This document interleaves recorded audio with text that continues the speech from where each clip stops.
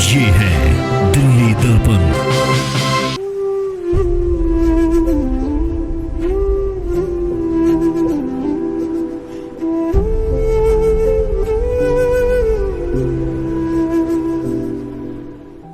मंगेतर ने परेशान किया तो महिला ने जान दे दी। जी हाँ, दिल्ली के सराय रोहिल्ला थाना इलाके में एक ऐसी घटना सामने आई है जिसे सुनकर आपका दिल पसीज जाएगा और आप अपनी बेटी की शादी करने से पहले कई बार सोचने को मजबूर भी हो जाएंगे।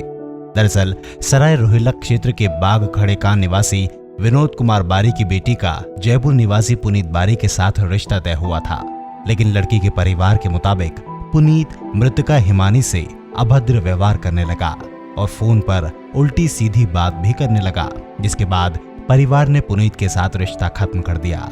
लेकिन कुछ समय बाद पुनीत के घर वालों और पुनीत ने मिलकर अपने हमउम्र लेकिन रिश्ते से भतीजे जयपुर के गणगौरी बाजार निवासी अंकित के साथ हिमानी का रिश्ता तय करवा दिया, जिस पर दोनों परिवार राजी भी हो गए और 5 जनवरी 2020 को हिमानी और अंकित की सगाई भी कर दी गई। सगाई के 2 महीने बाद इन्होंने लड़के ने अपना रंग दिखाना शुरू करा और लड़के को टॉर्चर करना शुरू करा उल्टा सीधा। जैसे लड़की ने फ़ोन नहीं उठाना तो फ़ोन करता था और लड़की फ़ोन नहीं उठाती हुई लड़की को टॉर्चर कर उल्टा सीधा बोलता था कि तू कहाँ गई थी, हैं किस लिए गई थी, ये है।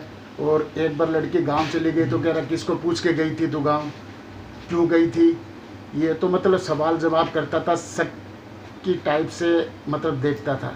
पर ये जो मतलब जो हुआ ये मतलब क्या है कि लड़के के बहुत ज़्यादा टॉर्चर करने पे और करने पे मतलब इसने ये कदम उठा लिया जी। परिवार के मुताबिक सगाई के समय अंकित का व्यवहार सुकून देने वाला था, लेकिन जैसे जैसे 1 दिसंबर यानी शादी की तारीख नजदीक आने लगी उसके व्यवहार में बदलाव आने लगा।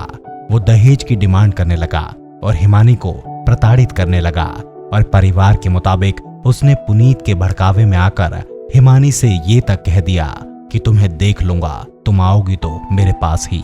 परिवार के मुताबिक अंकित का व्यवहार पुनीत के समझाने के कारण बदलने लगा, क्योंकि पुनीत अंकित को मोहरा बनाकर अपना बदला लेना चाहता था। अंकित और ये पुनीत ये दोनों मेरी लड़की को षड्यंत्र के तहत मारा गया है। इसकी मुझे जांच चाहिए और इन दोनों लड़कों को सज़ा होनी चाहिए। ये दोनों लड़के यही मेरी लड़की के खिलाफ साजिश करके और मेरी लड़की को इन्होंने मारा है। और मेरी लड़की इतनी अच्छी लड़की थी कि वो ऐसे नहीं जा सकती थी, पढ़ी लिखी लड़की थी मेरी बिल्कुल। लेकिन इन पुनीत ने बदला लेने के लिए और ये अंकित को भड़काया। ये अंकित उसकी बातों में आया। ये अंकित और पुनीत एक ही कंपनी में काम करते थे, दोनों हमउम्र थे और पुनीत का कहना मानता था और उसी के कहने पे हिमानी को उसने टॉर्चर करना चालू किया।